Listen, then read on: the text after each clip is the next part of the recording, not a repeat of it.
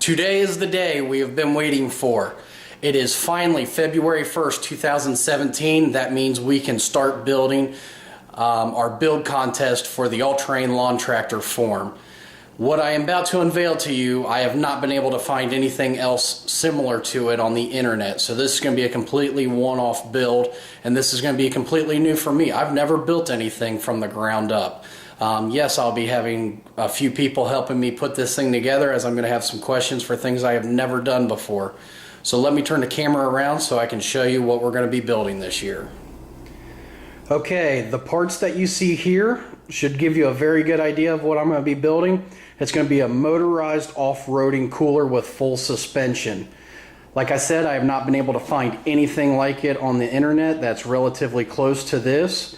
So let's go over the parts here real quick of what I will be using. What I picked up here is a front axle out of a 2012 E-Z-Go TXT. When I got it, it was just the front axle itself with the spindles. I had to find the hubs. I got those used for $15 a piece when they're normally $75 brand new each with no bearings. Found this rack and pinion here on the internet.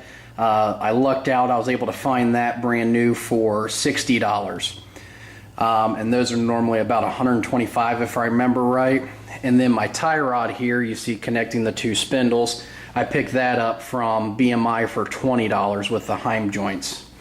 Here's where I am very happy. I was searching around on BMI's website and found this universal joint section here.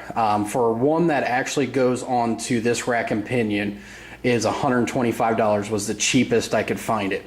So I did some research and stuff and was looking at this. For $5 I said, you know, I've got to give it a try to save myself a whole bunch of money. Of course the opening was a little bit smaller than I needed, so what I did is I just put a relief cut on this side, if you can see it here, to open it up to accept it. I'm going to have to work on that throughout the build to make sure it's more secure. Got this steering shaft here off of BMI's website. Going to use that as part of the steering setup. Ordered a 1-inch live axle here.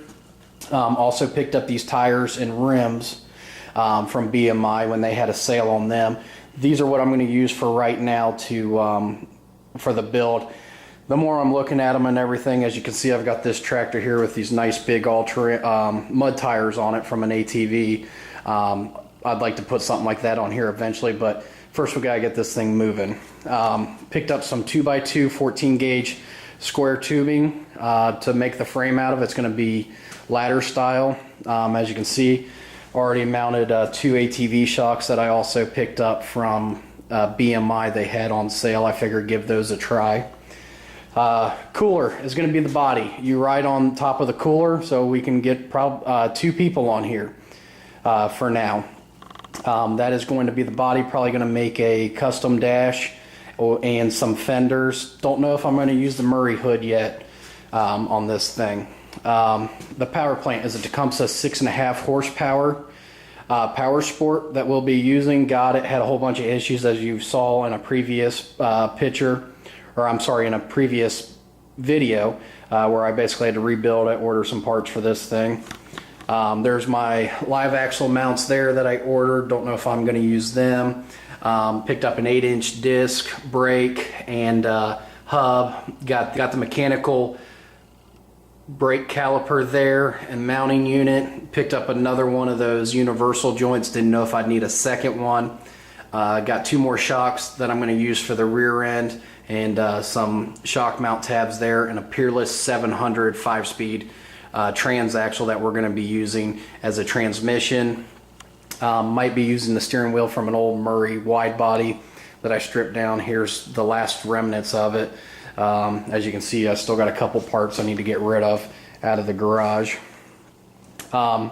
So all in all, this is going to be a full suspension off-roading motorized cooler with transmission, so you have multiple gears in reverse. The front end is going to be the suspension setup on that will be a 3-link setup, and then for right now the rear end is going to be a swing axle setup.